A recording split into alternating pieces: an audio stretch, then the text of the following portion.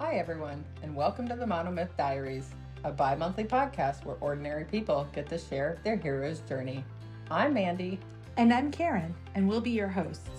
Each episode will feature a hero who will share their journey of growth. We'll hear stories about forgiveness, survival, determination, and much more. We're glad you're joining us because we all have a monomyth to share, and someone out there needs to hear it. Welcome back to the Monomyth Diaries, our third episode. Just a general reminder that this is a take what you like and leave the rest podcast. Today's story is about my monomyth only. This is episode 3 and the final chapter on Mandi's monomyth. So in episode 1 and 2, we covered Mandi's background of growing up in a household which struggled with alcoholism, and that led to the disastrous Christmas morning where her upbringing and the unhealthy relationship with her ex-husband comes to a head. Okay, that Christmas leads Mandi to fully commit to her journey with Al-Anon. We learned how Mandi evolved from seeking Al-Anon as a means to fix her ex-husband to embarking on a journey towards personal growth in herself. So here we are, on Christmas disaster to Christmas miracle. Let's talk about the boons. How long have you been in Al-Anon? Karen, I love that we called it the Christmas disaster to the Christmas miracle. I love that. It is absolutely a miracle that I have been in Al-Anon for almost 20 years. This January it'll be 20 years. 20 years? 20 years. That's actually a long time. That's awesome. Yep. What are some of the most effective tools you have learned in handling life's challenges? Yes, I'm happy today to say that there's no active alcoholism in my family, but I am still in Al-Anon, still working on dealing with some of the effects of alcoholism. And there are a lot of tools that I've learned along the way. But if I had to pick just a couple, one of them that I would say has been the most useful is regular self-reflection. What we call it in program is called taking an inventory.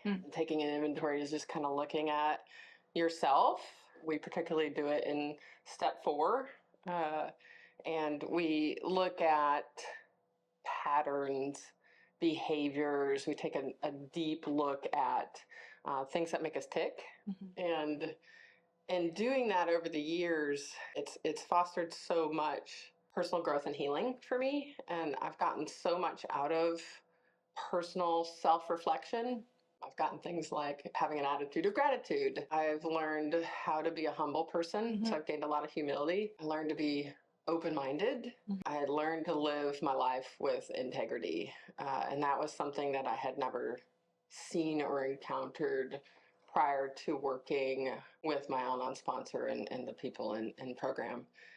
You know, I learned to look at all of my problems and challenges, whether they're current or my past, as opportunities to grow, and looked at them as an opportunity, a gift, right? Like, this is a problem and it's not fun at the time, but I know once I get to the other side, I'm gonna be able to look back and think and see all of the things that I got from that problem. I think self-reflection has also really given me the opportunity to reconcile with my past, which prior to 20 years ago, I really struggled with. I struggled with a lot of guilt and shame. I know in the first episode, we talked about how I had an abortion, and that really, really weighed on me because I felt so guilty and so ashamed, and I never wanted anybody to know about it. I will share with you, though, I was with a friend of mine the other day, and I got sharing with her. She asked me about our podcast, and so I got, she's like, what are kind of the things you guys are going to talk about? And I shared with her about, I'm gonna tell the world that, I had an abortion, and it was really traumatizing. It was a traumatizing experience. I wish it would have never happened to me, but it did shape who I am today. I can say that I wish that I had different parents who would have talked to me about those kinds of things, but then I would be saying, I wish I was somebody different, because those experiences shaped who I am today, and I can talk about it. And she then shared with me that she had an abortion, and that, wow, I know, that conversation would have never come up. You know what I mean? And when I shared that with her and she shared with me, I didn't feel so alone. Mm-hmm. And I thought, this is what we're doing, right? Totally. So that's one tool. My other tool that I would say that I find very, very useful all the time is something I call detaching with love. Detaching from other people, I can still love them. I can love who my parents were and detach from their disease. Being able to detach has also given me the opportunity to care about other people in the right fashion. Yes. I don't need to help them. I don't need to save them. I don't need to fix them. It has given me the opportunity to allow other people that I love the dignity to make their own decisions and their own choices, whether they're good or bad. It's not my job to make decisions for other people. Detaching with love gave me the opportunity to really focus on me and focus my energies on myself and not the people around me. One of the phrases that we always say is stay in your hula hoop. You can't fit two people in a hula hoop and make it work. Yeah. And so detaching from other people makes me focus on just the person inside my hula hoop, which is me. I've learned a lot of self-interest, self-esteem, self-confidence, just so many things. Finding my voice was something that I never had. Yeah, those would be the two tools that I find that have been the most useful. Wow, that sounds like, seriously, it sounds like an incredible toolbox you've been blessed with. I have a giant toolbox. That's just a couple of them. I mean, gosh, I could name so many. Just two is enough. Let's start with integrity. So, how has living with integrity influenced your relationships? Integrity is huge for me. For a really, really long time, we used to have a magnet on our refrigerator that said integrity is doing the right thing even when no one is looking, so that my son would grow up knowing what integrity was. Yeah. Can I share just a fun little story about that? Please. When my son was little, he was in 5th grade and I was a library helper at his school. And the teacher was reading a book and the word integrity came up. And she said, boys and girls, does anybody know what the word integrity means? And, my son was the only one who raised his hand. They're pretty young. The 5th grade was like 10 or 11. And he says, yes, integrity means you're doing the right thing even when no one else is looking, right? And the teacher looks at him and looks at me and says, in all of my years of teaching, no one has ever been able to answer that question. It's usually something like, I have to explain. And she's like, that's amazing. That is so important to me, that I'm always doing the right thing. And so when we're thinking about integrity, I would say that it's affected my relationships, right? That's the question that you're asking me. It's like, how did it affect my relationships? It affected my relationships because the more and more that I learned what integrity was and started behaving with integrity, my relationships changed. It just was sort of this organic thing that happened. I didn't wake up one day and say, oh, I'm just going to start hanging out with people now that, live with integrity. I felt like over the years, I just started gravitating more towards people who lived that sort of lifestyle, and that really changed who I was spending time with. And so, so my relationships shifted quite a bit to some unhealthy relationships to more healthy ones where people are living with integrity. Wow. Which is huge to me. I just find that to be an important characteristic that I'm looking for in other people. That's so incredible. That I especially like that you mentioned unhealthy to healthy. It sounds like having integrity is a key ingredient to having a healthy relationship. For me, and that's the thing. Like the beautiful part of doing my monomyth is it's just my experience, right? I mean, for me, it's I need to surround myself with people with integrity. I want friends who feel comfortable telling me if I'm doing something that's not living with integrity. I want it to be pointed out to me so that I can fix my behavior. I appreciate that humility and that vulnerability and that willingness to be called higher and to do better. Yeah, I think that's the only way to live life, right? Like nobody's perfect. Everybody's going to make mistakes, and yeah, I like to think that I'm humble enough to own my mistakes and say, hey, tell me, I'm okay with it. Just tell me, how do I make it better? What can I do differently next time? So this brings me to my next question. As you're pursuing a standard and a lifestyle of living with integrity, can you share about a time when that commitment was tested? Mm. Aren't we faced with challenges all the time, right? Sure. I just recently was part of a volunteer organization, and there was one particular person who I would call an unhealthy person in my eyes. Exhibited some unhealthy behaviors. Yeah, exhibiting some unhealthy behaviors. And I talked with my sponsor, I talked with other friends that I see as mentors, and I tried to set some boundaries with this person. And I thought I was pretty clear. I'd like to think I was pretty clear, and it just wasn't working. And for some reason, this particular person just didn't see eye to eye with me, I guess. Sure.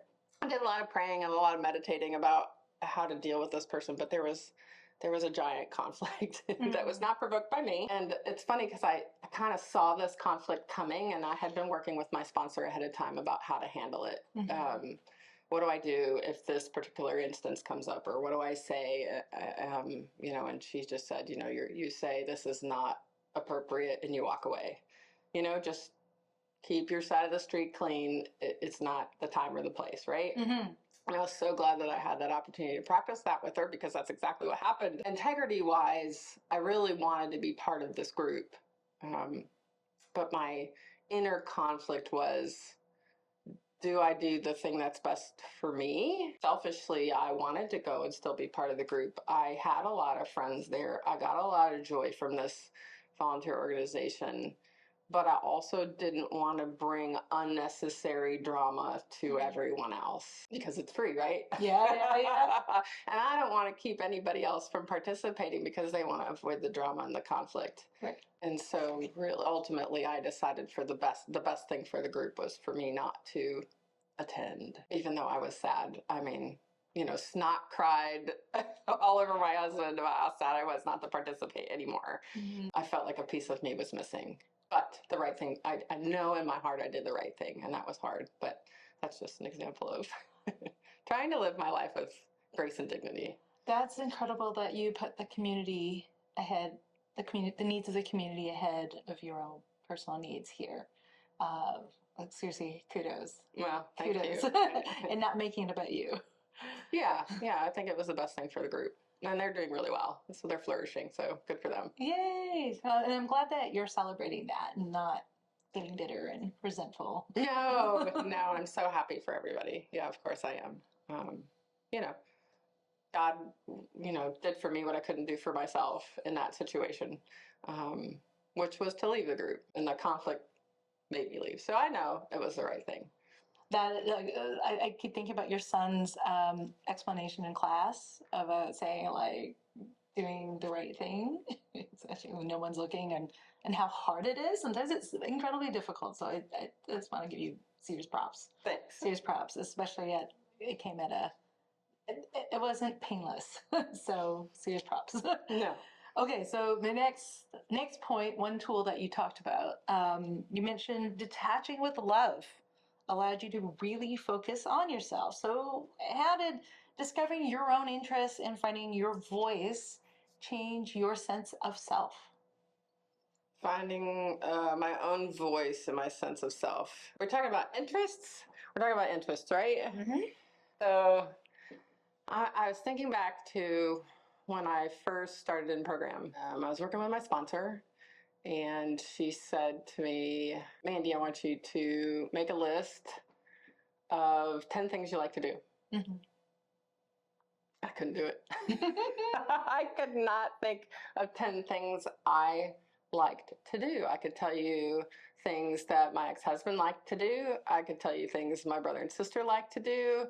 But when I really thought about activities and things that I did, I couldn't. I'd always been a runner, but I couldn't even genuinely say whether or not I liked to do that, because I started doing it because my brother did it. Right. My brother was an active runner, and I loved my brother, and I wanted to do everything my brother did. And so I really didn't know what I liked to do. So because I couldn't make a list of 10 things, she said, okay, well, let's try this. Let's make a list of 10 things you want to try. And that was difficult too. And the reason I found it difficult was I didn't like to try new things because I was afraid. I was always afraid that I wouldn't know how to do it, or I'd look stupid, or I'd fail. Right. So there's all kinds of reasons why I wouldn't try new things. But if I tried new things with the people I was around, then I felt safe to do it. And so that started my journey of finding my own self-interest. So I would just go try things. I used to do some serious long distance running, and I like running, but I found that I didn't really particularly enjoy that. And some things I tried and I miserably failed at, but I was like, I'm going to do this until I get it. And that was a new experience for me.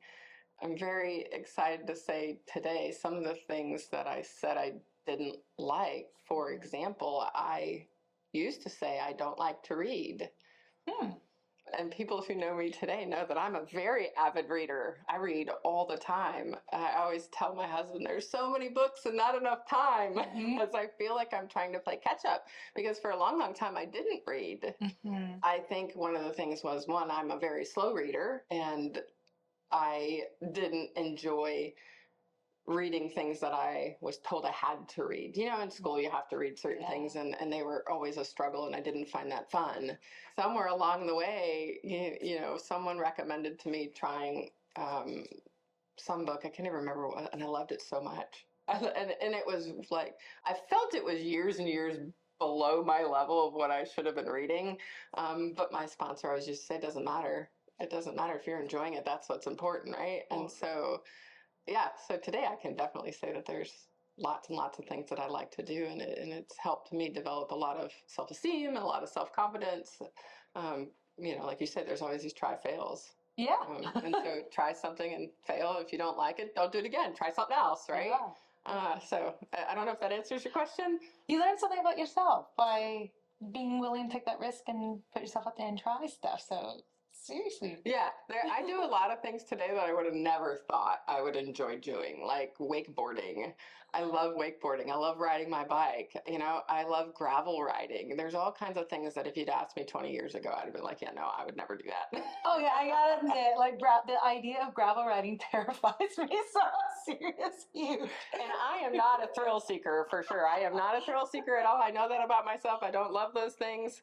I don't love things that scare me. But that to me is a lot of fun. So good for you, seriously. Okay, so as someone, me, who has struggled and continues to struggle to find my own voice, what did you do to find yours? To find my voice.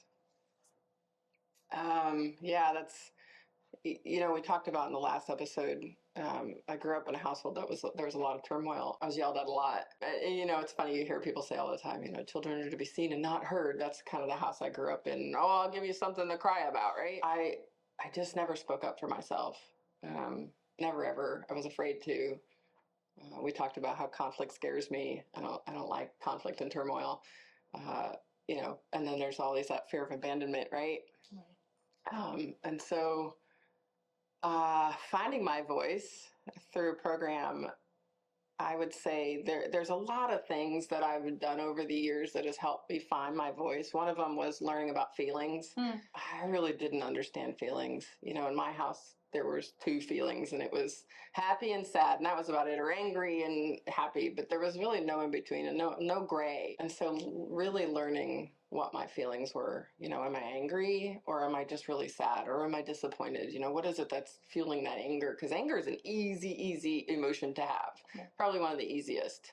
And so for me, picking apart, like, why am I angry? Oh, I'm angry because of X, Y, and Z, or I'm happy because of X, Y, and Z. So that really helped. Seeing my part in situations, being able to own in a situation what was my part, whether it was not speaking up for myself, whether it was I was being manipulative, whether I was being dishonest, being able to own my part in a situation helped me find my voice. I would say learning a lot of self-esteem, to have self-esteem, self-confidence, self-love, surrounding myself with safe people. As we were talking about, as those relationships start to change, as I start to gravitate towards healthier, safer people, I started to get more comfortable to express myself and to find my voice. In the very beginning of program, I met my husband a couple of years after I was in the program, and you know, obviously you have to be able to talk to your partner. You have to be able to express your own, you know, your own needs and so forth, or and conflict resolution. And so I remember specifically having disagreements with him, and I would just shut down. Wow. Because that's my go-to thing. That was what I did as a kid. I shut down, and he was the kind of person who, I need to fix this right now, right? We were completely different. And so my sponsor and I would talk, and she would have me write him letters. And so I would write him a letter to talk about, you know, whatever that was the conflict, or whatever it was, whatever my feelings were, however I felt the conflict needed to be resolved. And then I would set an appointment with him, because he felt the need to solve it. He needs to know it's going to be solved. So the appointment setting helped us, because he knew we were going to talk about it. You know, I'm willing to talk to you about it on this day, and then I'll be able to collect my thoughts and be calm, and then I'll have this letter, and then I would just read him the letter. Oh. You know, practicing those kinds of things was super helpful in learning to find my voice, because it wasn't easy. And sometimes it's still not easy. You know, I really have to think about calling people, reaching out, you know, sorting through my feelings and my part in situations so that I can, you know, express myself properly. Could I ask, so you talk about these appointments you would make with your current husband. Did he listen to your voice and accept it? I think he always is really good at validating my feelings. There you go. He's good at, yeah, he's good at validating and saying, I hear you, you know, this is what you're saying. And I'm not going to say that that was, you know, something that came naturally to us. We had to practice. Right. We had to practice that. But yeah, he's a very safe person. You know, I think in our entire marriage, you know, we've been married for 15 years, and I mean, he's only ever raised his voice to me maybe once or twice. Wow. And that was during COVID. And we, you know, I mean, I don't know, everybody likes to use COVID as an excuse, but that was a real struggle in my house. But no, he's a very calm and patient person. And so, yeah, no, he's great. Again, being in isolation and stuck with each other for as years all the time, you didn't have time to miss each other. So Oh. everybody went through that. Yeah. But I think that's so key that, you know, thank you for sharing about safe people. And I could see how I could see in your marriage just that you're no longer afraid to express and feel free. So no, seriously, kudos. Speaking of your marriage and your home, what practices are you now doing to create a serene household environment? Ooh, my house is so serene. I love my house. One time, a friend of mine's son was over. He was in high school. He's a dog sit for us, and he came over one day, and he's sitting at my dining room table. And he's sitting there, and he's looking around, and he says, "You know, Miss Mandi, your house is really sterile." Nice. And I said, you know, I think I prefer to call it serene, because it is a very calm place. It's very peaceful. My house is very peaceful. And again, I circle back around to my first sponsor. She's just such a huge part of my life and part of my journey. She said to me in the very beginning, you know, Mandi, no one deserves to be yelled at. And gosh, that was so powerful, because I grew up being yelled at all the time. My mom never yelled at me, never once. But my dad was a rager. I mean, angry rager. And I didn't want to bring that into my house. And so again, another magnet that I used to have hanging on my refrigerator, but I still have a sticky note in various places around my house that said, let it begin with me. And so I had one that used to hang on my steering wheel, one on my computer, one on my refrigerator. Let it begin with me was so powerful. If I want change in my house, it has to start with me. I will not be a yeller. I don't want to be a yeller. And I want to model that behavior. I want to model the behavior that I expect. You know, if I don't want my husband to yell, if I don't want my son to yell, I don't yell. We encourage healthy hobbies as a way to keep everybody serene. We encourage healthy friendships. We allow everybody in our house to be an active decision maker. I think that has helped. create serenity in my house. You know, we've always been the kind of family that gives Weston choices. You know, I would say, you know, do you want to do it this way or this way? Do you want to brush your teeth at 8 o'clock or 8:20? You know, trying to always help him know that he's an active member in the decision making. To, you know, I don't want to have battles with people. You know, and I feel like if you know that you're part of the decision, you're more likely to be a part of the solution. I think we work on setting boundaries with one another. Even one of the examples that I would share is when I was working. When my husband and I first met, I was teaching school, and he told me in the very beginning, "When you come home from work, leave it at work. I don't want to talk about work at home." You know, and I was so taken aback by that. And I remember calling my sponsor, and she said, you know, Mandi, not everybody can be everything to everybody. And that's why you have friends. You know, if you're going to have, you know, things you need to talk about at work, call somebody else. You know, it's okay. You don't have to share everything with him. You know, he's setting that boundary. Wow. Yeah, that was huge to me that, you know, we weren't going to talk about work. And he still to this day very rarely talks about work. I know, I love it. So, yeah, we set a lot of boundaries in our house, even with each other. That's so incredible that you guys can communicate on that level to go, here's what I need and what I really can't handle or won't handle.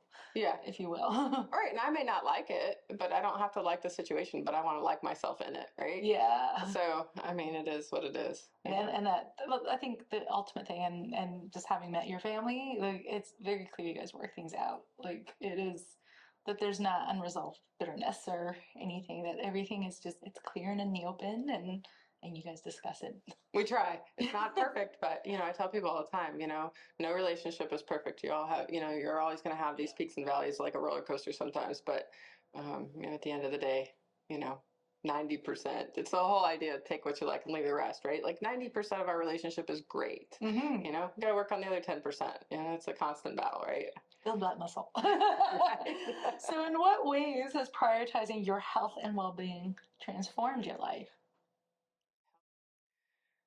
And there's so much that goes on in your health and well-being, whether it's your physical, spiritual, mental. If we talk about my physical for a minute, I grew up in a house where people didn't take care of themselves physically. You know, they drank, they smoked, nobody exercised, and that wasn't modeled for me.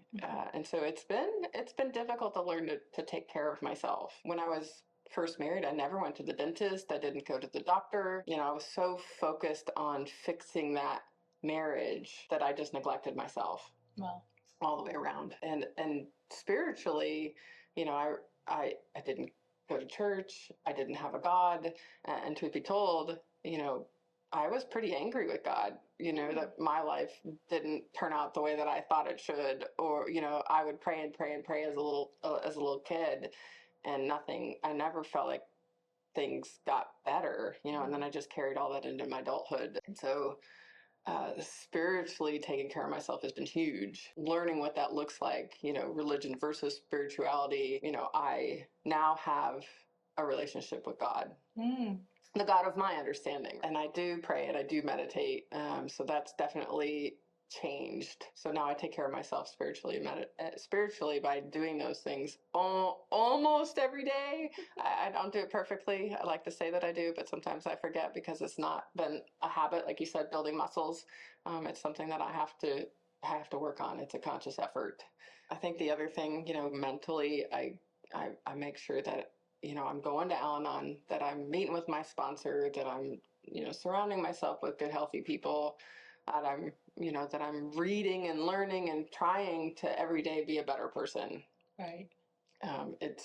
And because I've worked on all of those things, it's really come out in my family and my friends. You know, I just have so much to be grateful for. You know, it's a whole idea of I have to focus on myself, right? I know we've talked about this, you got to put your own oxygen mask on first. Focusing on my own health and well-being, you know, helps me to be a better person for my loved ones and for my friends. So you mentioned your question. Yes, actually, you actually said something that moved me, because you just shared about praying as a little girl and feeling those prayers aren't being answered. But looking back, I'd like to say, yeah, it's just that it took a journey and a heck of a lot of training to see the fulfillment of those prayers. Yes, it's funny. Let's talk about that for a minute. I know this is a little bit of a sidebar. If God would have answered my prayers the way that I wanted him to, I wouldn't be where I am today. And my life is so amazing. I get up every day and I'm so grateful that God didn't answer my prayers the way that I wanted him to. Seriously. Yeah, I thank him all the time. His plan for me was so much better than I could have ever imagined. It's so much better. Yeah. And I'm so grateful that, I didn't get what I wanted. Because it's even better than what I could have imagined. Yeah. Yeah. He really blew your mind. He gave you more than you could ask or imagine. Yeah. Yeah.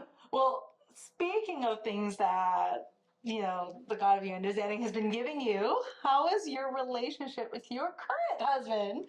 And was your journey of personal growth? Oh, my lovely husband. I love my husband so much. I'm so glad we get to talk about him because he is such a huge part of my journey. As I said, I've been in program for 20, but I've been married to him for 15. So he has been a giant part of my journey. And I'm so grateful that I was in program before I met him because I had done so much work on myself that I got to go into this relationship so much differently, so different than I went into other relationships. I knew going in this time that I wanted to pick a partner who was willing to grow with me. I don't want to stay in the same place. I want to continue to grow throughout my life. There's a podcaster, his name is Ed Milet, and he talks about when I'm going to paraphrase what he says, but his idea of getting to heaven is when he gets there, that God's going to be there and say, hey, look, this is the person that I had planned for you to become. How close did you get? Right. And so his whole idea is that you're constantly growing and trying to be that person, that better person. And so I look at it like that. I want to grow for the rest of my life. I don't want to be stagnant. So I wanted a partner that was willing to grow with me. And we talked about how important integrity is to me. Yes. And I needed a partner that lived his life with integrity. And if I had one word to describe my husband, it would be that he lives his life with integrity. I needed somebody that was safe, right? I also knew going into that I wanted somebody who's willing to go to marriage counseling, that we can't fix all of our problems by ourselves. And being humble enough to know there are lots of people out there who have problems, and there are lots of people out there who have experiences to share and wisdom to share to help us get through those hard times. Yeah. We lean on his parents all the time. Tell us about your experiences. We lean on my sponsor and her husband. Tell us about your experiences. We lean on you and, and our friends to say, have you gone through this? What have you done? What has worked? What has not worked? My husband does grow with me. He's was a huge part of us starting this podcast. Yes. Because he knew that I had this growing love for Tony Robbins. And he had discovered that Tony Robbins was going to be in Dallas, which was right up the road from us. And he was like, hey, do you want to go to this? And I said, yes. And so we went to that conference together and we did so much growing, and it so changed our relationship again. It shifted again where we're really working together on growing together, in business, in our marriage, our relationship with our son and our friends, things just shifted again because we did that together, constantly growing. Back in the beginning, my husband would go to meetings with me. Here's a fun story. When I first met my husband, of course, you don't want to tell people right out of the gate, hey, by the way, I'm an Al-Anon, right? Kind of might scare people off. And so we were dating for about 6 months before, I told him. And he used to ask me, hey, where do you go every Monday night? And it was kind of a tricky question, right? Because I didn't want to lie, but I didn't necessarily want to put it all on the table. And so I would tell him, well, I'm part of a book club. Okay. Which we do read books while we're there. We do read books and we do talk about books, but that wasn't quite true what I was doing. And, the more I was falling in love with him and wanting, to have this relationship with him, my sponsor said to me one day, you're going to have to tell him. And again, it's that whole idea of picking a safe person who lives with integrity that wants to grow. And when I told him, he was so open to it. Wow. So open to it that he read books about, growing up with alcoholism. He used to go to meetings with me. There's a meeting that we used to go to on Saturday night. It's kind of this idea of a relationship meeting, right? And he used to go to that with me in the beginning just to understand the language that I speak, to see what it's like, so that he could have a really good understanding of working with me and what makes me tick. So, I mean, he's just such a good human being. I can't say enough good things about my husband. He has been instrumental on my journey. So I love that. always supportive. He was willing to integrate into your culture, for lack of a better word, like just kind of like, this is what you do, and this is how you go about it, and lifestyle, and went so far to read books. Like, wow, wow. I'm sorry. I'm seriously blown away. I'm not gonna lie. I kind of wish. I'm trying to imagine a world if everybody did that. Yeah, really trying to understand your partner is huge. Yeah, no, seriously. So you mentioned, I love your words when you said, you and your husband and your son, you have one child only, correct? Mm-hmm. So I'm going to assume something. What does the adoption of your son by your husband mean to you and your family? Okay, so maybe we should back up just a little bit, right? So my son, Weston, is from my first marriage, right? And I'm not sure that we ever put that out there. I guess maybe we did. Yeah, because we talked about how he hit me at Christmas time. Yes. Yeah, so my husband and I married when Weston was 3, and then my husband adopted him shortly thereafter. Weston wouldn't be who he is today if Webb wouldn't have adopted him. Wow. I think back to when Webb asked me to marry him, he knew he was asking Weston to marry him too. And so when we married, Weston was in the wedding. This is gonna make me cry. Weston was in the wedding, and my husband bought him a ring and gave him vows. Like there wasn't a dry eye in the place. They weren't crying over me. I was the bride. They were crying over, like we were becoming this family, right? Sorry. It's okay. It's beautiful. I know it really is beautiful. I was meditating this morning, and my son is about to go off to college, so we'll just cry about that too. So he in a week will leave for Utah. He's a good kid. And his relationship with Webb is so strong and so beautiful. And his relationship with Webb's parents is so strong and so beautiful. It just means the world to me. And it made me realize that, we've talked about my fears of abandonment, that, these people aren't leaving. Webb's not leaving. He's in it. He's always been in it. He's been in it since day one. The day of Weston's adoption, Webb's parents came. My sponsor and her husband came. Weston didn't have anybody that was biologically related to him except for me. And now he's got 2 sets of grandparents.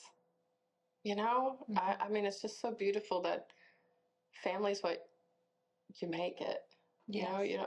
I was born to one family, and don't get me wrong, I love my belly button family, right? Like my sister and my brother, I love them, and I loved my parents, right? But they're all kind of far away, right? And so now he's got these grandparents. Webb adopting Weston too created this safe environment. And again, I have to say thank you to my ex-husband who signed the paperwork to let this happen, because it wouldn't have happened otherwise without him being willing to do that. Because my husband really wanted him and loves him. And yeah, I'm just so full of gratitude all the time. And again, circling back around to, if God would have answered my prayers, I would have never, ever prayed for, yes, God, please, I would like to meet a man who's going to, adopt my son and go through all this with me, right? Like that, I would have never thought to pray for that as a little kid, right? Totally. I don't know if that answers your question, but my husband, yeah, I can't thank him enough for all that he's done. And when I add, it's beautiful that you shouted out your ex-husband. I just love the fact you shouted out to him and gave him credit. Yeah, that's just wonderful. Yeah, that you're at the stage where you can show gratitude to even him. When Weston was little, we lived overseas in multiple countries, and that would have been really hard to do under different circumstances. And we got to provide this life to him that was nothing but safe and secure. So yeah, thanks. I still, when I first met you and your family, I was blown away when you told me that Webb was not Weston's biological father. I was like, what? I know, they look so much alike. It's not even the physical features. It's like the character, how they stand. Like, you can tell, like, Webb, like, it's like, I know who's your daddy. And then to go, what? They don't share the same DNA? But still, Weston is Webb's kid. Oh, yeah, I mean, definitely. I mean, blood isn't necessarily what makes you family. Totally. Yeah, and he is, through and through. His dad, their mannerisms, the way they behave. It's an absolute miracle. Mm-hmm. So there's no denying that you found an incredible treasure trove here and let's give you credit, the hard work you've done for yourself. Okay? It didn't just pop up in front of your doorstep. You earned this. So bravo. Okay. Well, let's talk about how you are using these boons for community impact. I love that. Like, you didn't I just keep it off of myself here. You're sharing. You're paying it forward. So can you tell us, what are you involved with, and how are these causes enhancing your sense of purpose? Something that's so important to me that my sponsor shared with me in the beginning was, because I didn't have any self-esteem. If you'd have known me 20 years ago, I was quiet, I was meek, I was full of self-doubt. And she taught me that self-esteem comes from doing esteemable acts. And so in the very beginning of working a program, would help with making coffee or setting up chairs. And that was really all I could do to be of service, because I wasn't really ready to talk to people or to put myself out there. I sat in meetings for years and I didn't ever share. I didn't really talk to anybody. I really hadn't connected with people because I was really afraid to put myself out there. And again, it was kind of an organic thing. It just happens over time of, being asked to do service work in Al-Anon, because it was a nice, safe place to do service work. And so I'd start sharing in meetings, or I'd start being the speaker at meetings, or I've been the secretary. Currently, I'm holding the treasurer position, which is something that we take turns doing. So we're constantly taking turns doing different types of service work. And so over the years, it felt nice. It felt good to help and to do those kinds of things. And so over time, I started finding other volunteer organizations, helping with Weston School, with the PTA and the library. I've helped with Scouts. I've sat on the board for Scouts. I've done lots and lots of jobs for Scouts. I've helped with my workout group. And I think for me, it's that idea of, and as I give, I receive, right? And so I felt this calling and this purpose from God to serve him by serving others. When I went to that Tony Robbins thing, this idea of purpose, what is my purpose in life? What am I meant to do? I'm constantly seeking purpose, and volunteering is one of them. Serving others is one of them. And that I said that I was writing a book because I wanted to share my story, my journey with people. I wanted to share my hope with people, that even though you might be born into these circumstances, doesn't mean you have to stay that way. And through hard work and working on your personal journey, you can get to this other side. And so I've been, I had been toying with writing a book and sharing my story, and now it's developed into this amazing podcast. Because I just feel this purpose to share stories so that people don't have to feel alone. Yeah. I mean, I just found so much value in people sharing their stories with me, their experiences, rather than telling me what I should do.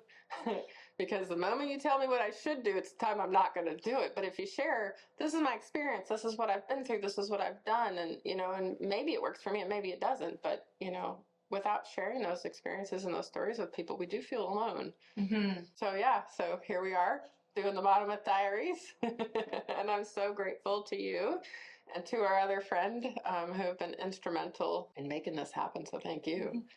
And may I be share my gratitude for you and just our friendship and the things that you shared and your example. Like, they always inspire me to give and not be afraid.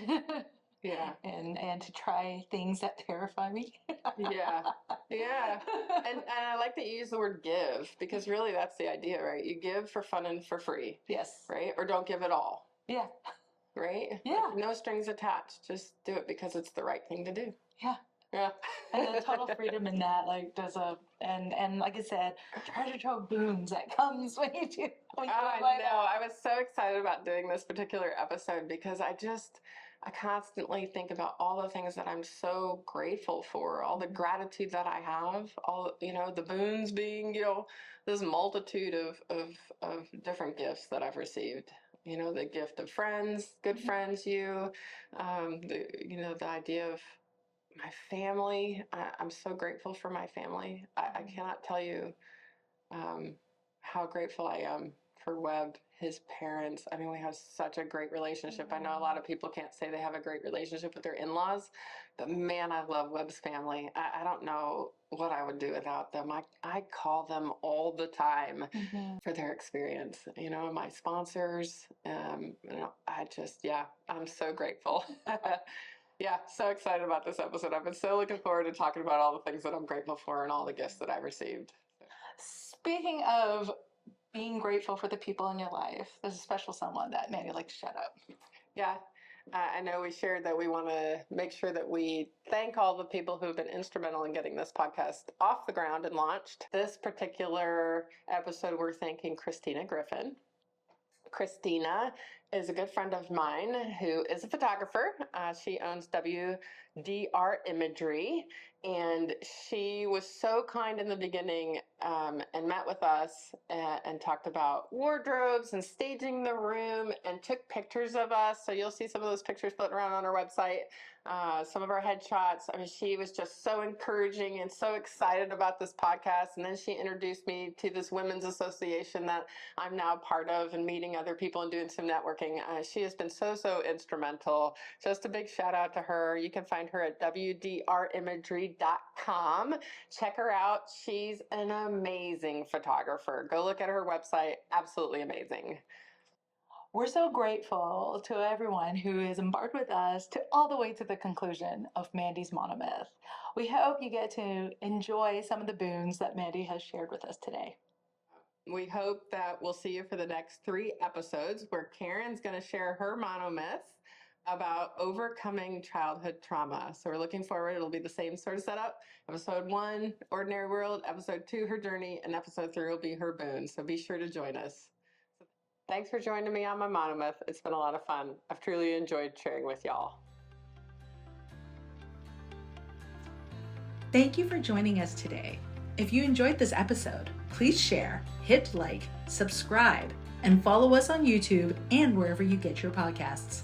Feel free to email us at monomythdiaries@gmail.com with your monomyth and keep the conversations going. Until next time, heroes, let's journey together through stories.